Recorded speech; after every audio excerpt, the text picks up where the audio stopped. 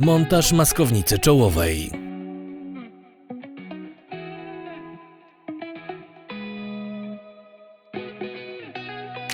Maskownica powinna być montowana około 4,5 cm od końca rynny. W przeciwnym razie nie zamontujemy zaślepki maskownicy.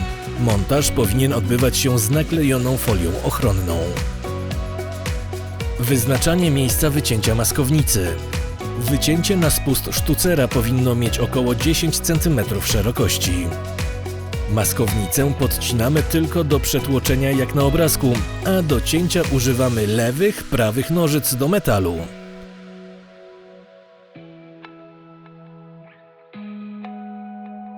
Podgięcie maskownicy.